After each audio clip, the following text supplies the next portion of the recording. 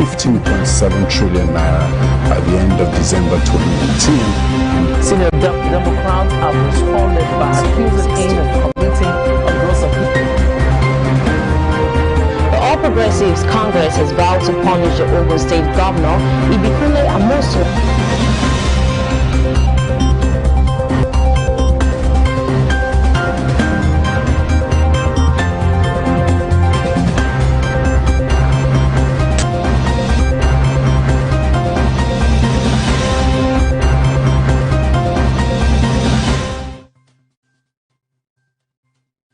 Hello, welcome to Celebration Television News Desk. I am Bellis Quetta and thanks for joining us today. Now the news making the headlines, reps move to provide legal backing for Motekun Ebobiagu and others.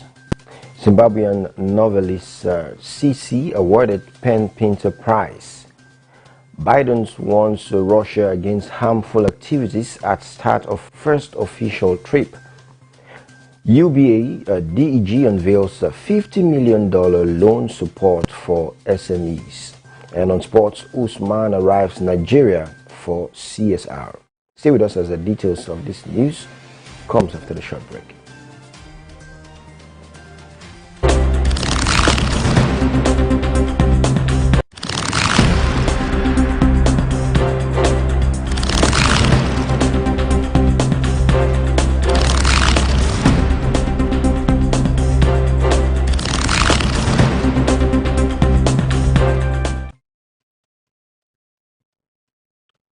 Welcome back. Now the news in full. Reps move to provide legal backing for Motekun Ebobiagu and others. The House of Representatives is to amend the 1999 Constitution to recognize security outfits created by states to complement the Nigerian police force in efforts to protect lives and property. The bill making the proposal, which Anthony Afe from Delta State sponsored, passed the second reading at the House yesterday, and already several states and geopolitical zones have established vigilante groups and security outfits with various code names. And prominent among them is the Southwest Security Network Agency, popularly called Motekun, as well as the Vigilante Network in the Southeast, codenamed Ebobiagu. And he said the widespread violent crimes in each nook and cranny of the country has no doubt overwhelmed the Nigerian police as presently structured both in personnel capacity as well as modus operandi. And the lawmaker stated that the Nigerians could not live in denial of the fact that the security challenges must be tackled in the best template that promotes nationhood. And in another development right now, the PENCOM lists 21,000 prospective retirees for online verification. The National Pension Commission has earmarked no fewer than 21,000 prospective retirees to be registered soon on its newly developed online enrollment application across the Federation. And Mr. Anyim Nyerere, Commissioner Technical PENCOM, said that 11,000 prospective retirees were due for the annual pre-retirement enrollment exercise in 2019 and 2020, while 10,000 prospective retirees were expected for 2020 and 2021 fiscal year. And also he explained that the 2019/2020 retirees to be were pending due to the inability of the PENCOM to conduct the fiscal and annual pre-retirement enrollment exercise due to the global COVID-19 pandemic. And the commissioner noted that following the development, PENCOM had developed an online enrollment application with the capabilities to register verification and enroll prospective retirees. And Nyerere also said that the application would provide the guidance notes accordingly, which would help to compute the retirees' benefits. And according to him, the desire of the commission is to ensure that the exercise is done as so as not to affect the validation and determination of the accrued pension liabilities of the prospective retirees for government's budgetary purposes. And Nyerere also noted that the MDAs would be required to upload the list of potential retirees who have not been enrolled before, including their full names and signatures specimens on its authorized signatories, amongst others. And moving forward, stakeholders urge the federal government to wade into onion supply blockade. Stakeholders in the agricultural sector have also appealed to the federal government to wade into plans by the Onion Farmers Association to block supplies of onions to the southern part of the country. The national president of onion producers, Mr. Aliyu Umar, on May 30th said that the blockade was to avert the violence meted out on some of its members' trucks carrying onions to the south. And the gunmen were alleged to have hijacked two of the union members' trucks supplying onions to the southeast. And the president of the Rice Millers Association of Nigeria, Mr. Peter Dama, said that the situation was worrisome. And he appealed to the Ministry of Industry, Trade and Investment, as well as the Ministry of Agriculture and Rural Development to intervene in order to save the situation. And Dama said that the decision would affect both the farmers and the consumers because of the perishable nature of onions. And the founder of Women Farmers Advancement Network, that's the WOFAN, Mrs. Salamatu Gaba, said that the issue needed to be quickly attended to by the government to avoid unpleasant outcome for the economy.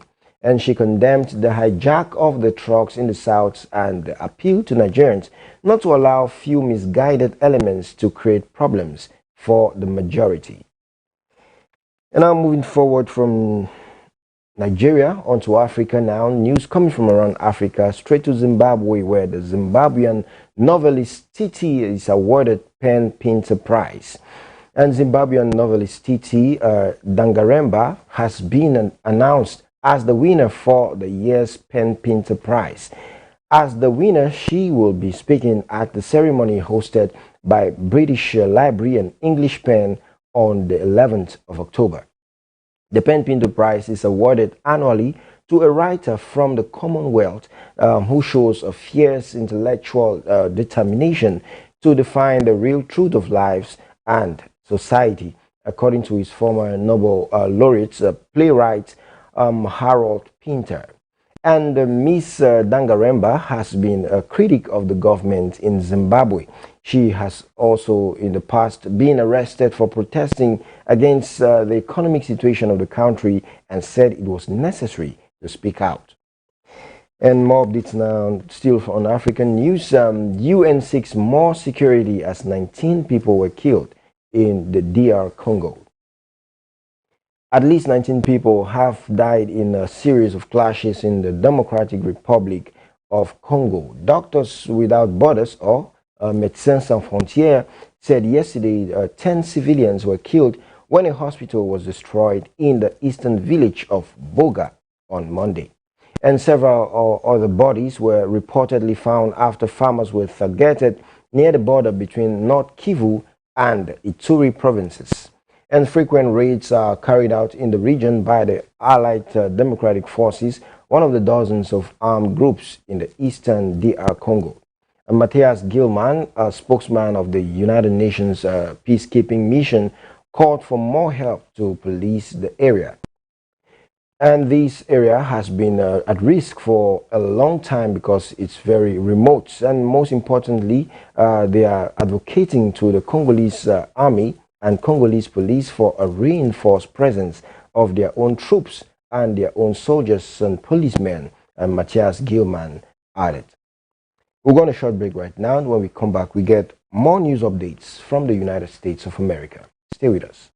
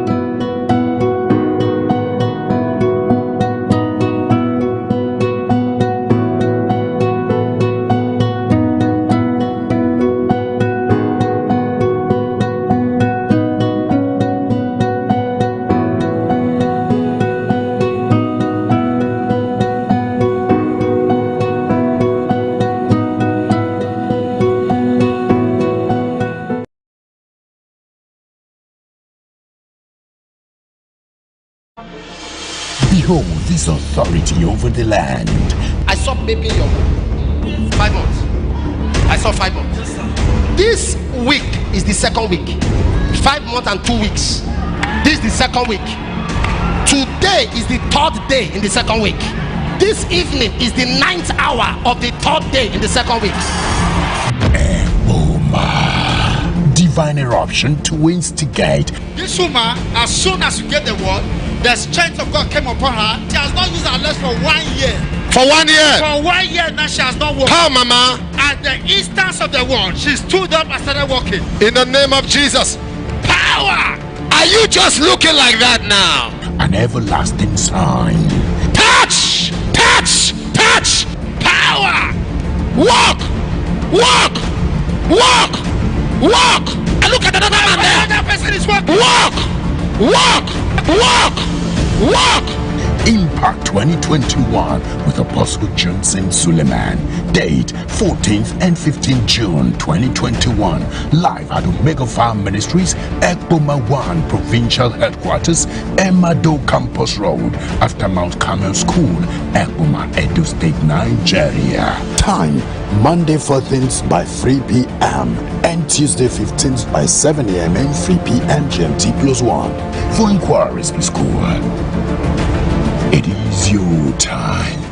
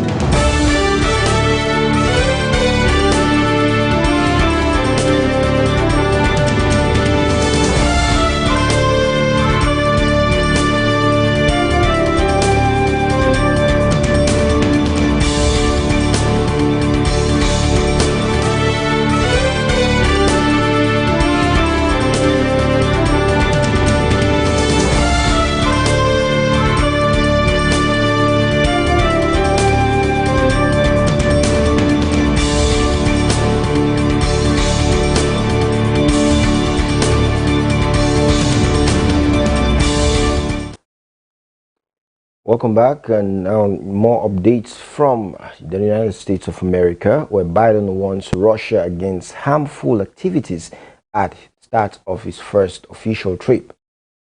U.S. President Joe Biden has launched his first official overseas trip with a warning to Russia that it faces robust and meaningful consequences if it engages in harmful activities. Mr. Biden made clear his intentions to strengthen ties with U.S. allies following a strained relation under the Trump administration. And President Biden arrived in the UK yesterday. He will meet Prime Minister Boris Johnson to agree on a new Atlantic Charter. And the pact will be a modern version of one of the agreed between Winston Churchill and Franklin Roosevelt in 1941. With a focus on challenges including climate change and security. And the two are aiming to refresh a vital relationship after the turbulence of the Trump years and the pressure of the pandemic. And during a packed 8-day European visit, Mr. Biden will meet the Queen at Windsor Castle and attend the G7 leaders meeting and join his first NATO summit as president. And at the end of his trip, Mr. Biden is due to meet Russian President Vladimir Putin in Geneva. And moving forward in Asia, Aung San Suu Kyi faces most serious corruption charge yet. Myanmar's military authorities have charged the post leader Aung San Suu Kyi with corruption, that the most serious charge laid against her to date. And Ms. Suu Kyi is accused of accepting cash and gold in bribes and faces up to 15 years in jail if found guilty. And she faces 6 other charges relating to alleged illegal imports of walkie-talkies and inciting public unrest. And the former state councillor was arrested on the 1st of February when the military seized power in a coup. and she has since then been held under arrest, and little has been seen or heard of her apart from her brief court appearances. And a press released by the Military Council on today said that Ms. Suu Kyi has accepted $600,000 in bribes and 7 pieces of gold. It also alleged that the previous civilian government, the National League for Democracy, has lost significant sums of money in land deals. And prior to this, the most serious charge filed against Ms. Suu Kyi has accused her of breaking the Official Secret Act, which carries a term of up to 14 years in jail. And moving forward on business news, decline in POS transactions persists and fall by 0.8%. For the second consecutive month, the value of point of sales transactions fell by 0.8% month on month to 503.96 billion naira in May from 507.9 billion naira in April.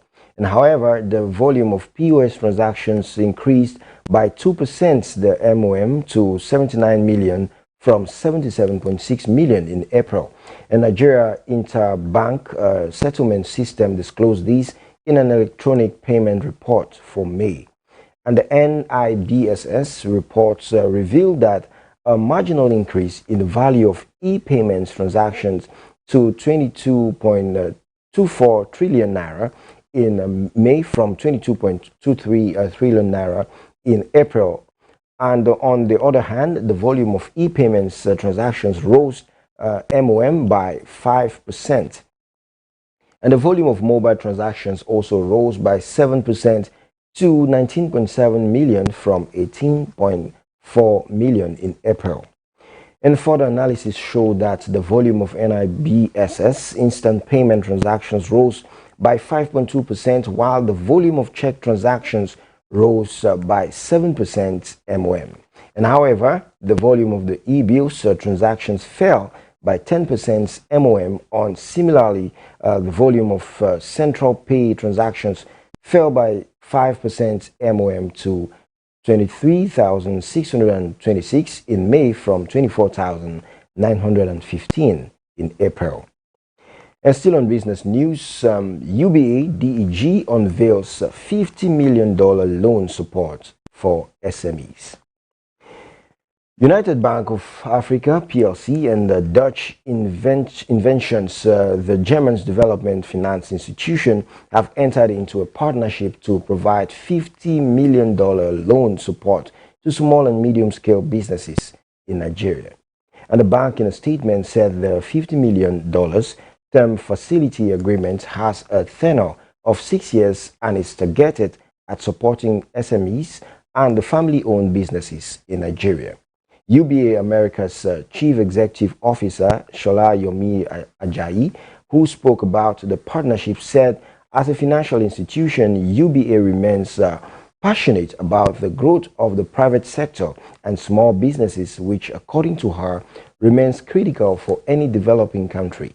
And she noted that the passion to see the sector succeed is what led both organizations to cooperate on this laudable feat.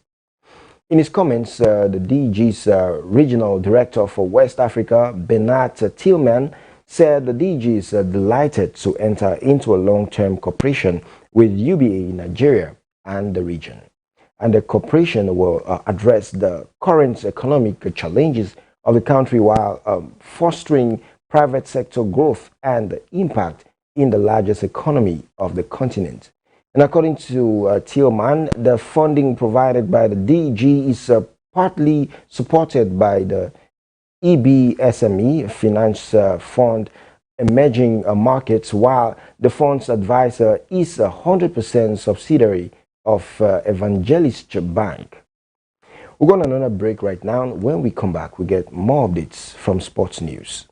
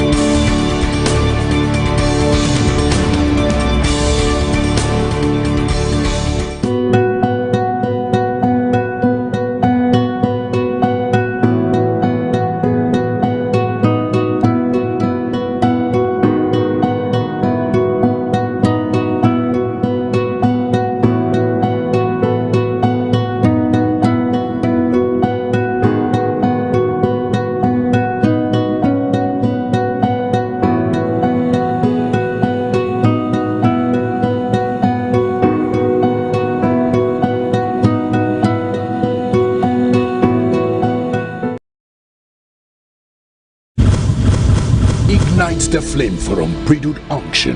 Sets the pace for uncommon impact. Get ready for a moment of change to protect your identity in International Youth Conference 2021. Theme: purpose, passion, and power. Ministry: Pastor Courage Imoliore. Powers that has vowed that you will always beg before you seek favor. Powers that has vowed that you will always beg before you seek lifting. After now, that yoke shall be broken. Reverend John Asia. The enemy takes advantage of our unbridled tongue. You are talking, be careful. You know, we look for trouble by ourselves, by too many information that we release out of our mouth. Apostle Professor Johnson and Dr. Lizzie Suleiman. A battle of service.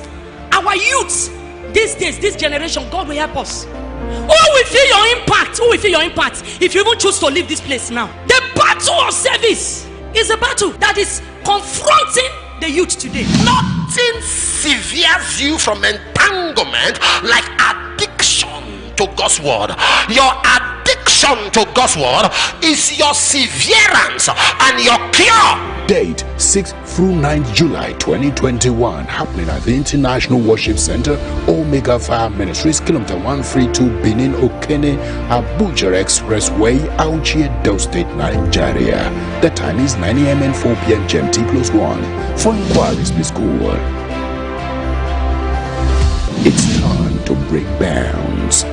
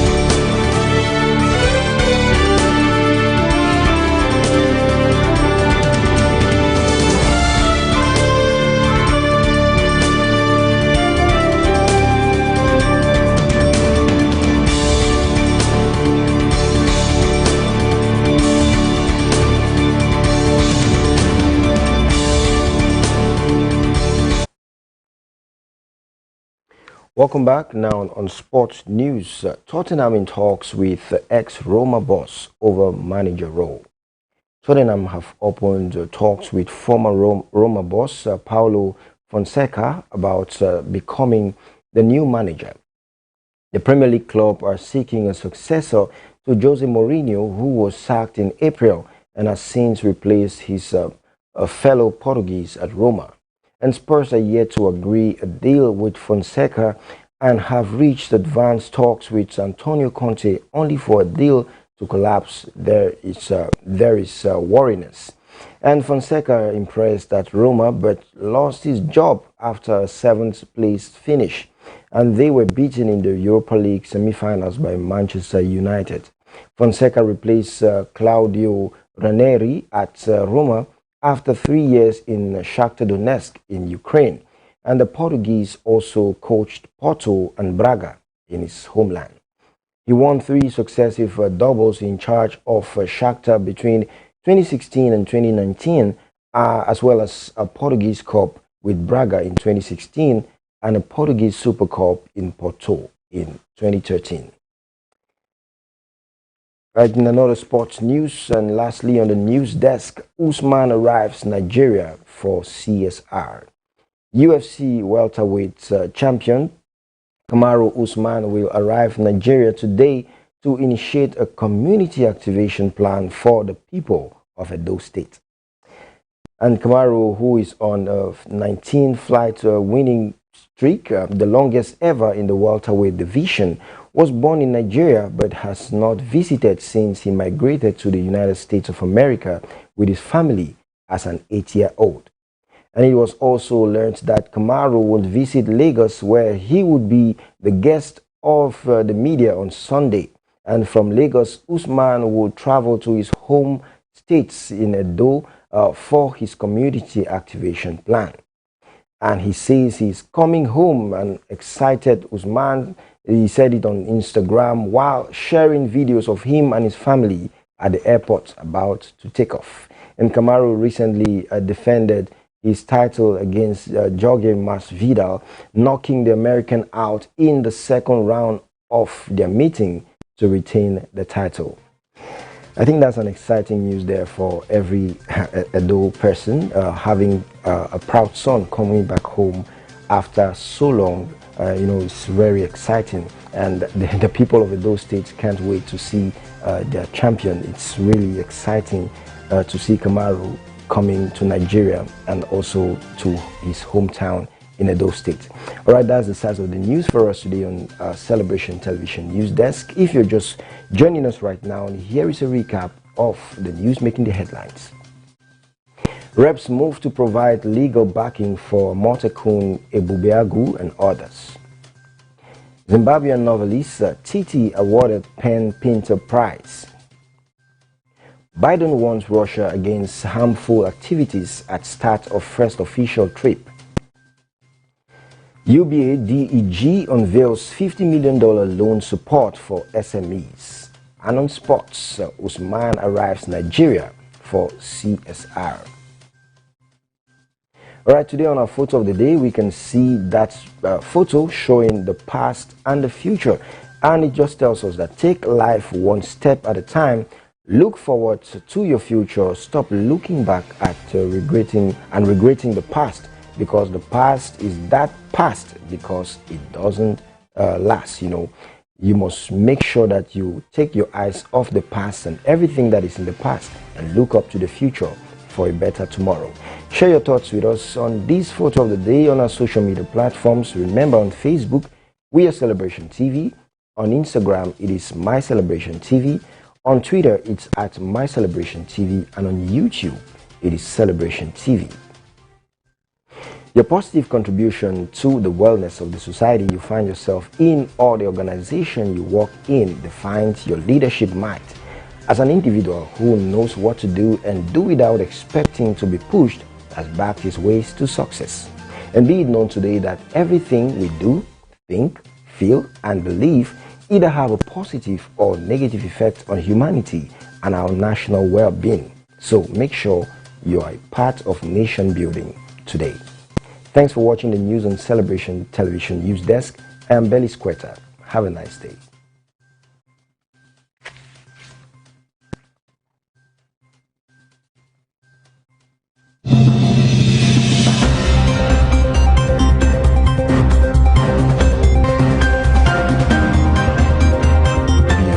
To 15.7 trillion naira by the end of December 2019. Senior Democrats have responded by accusing him of committing a gross offense.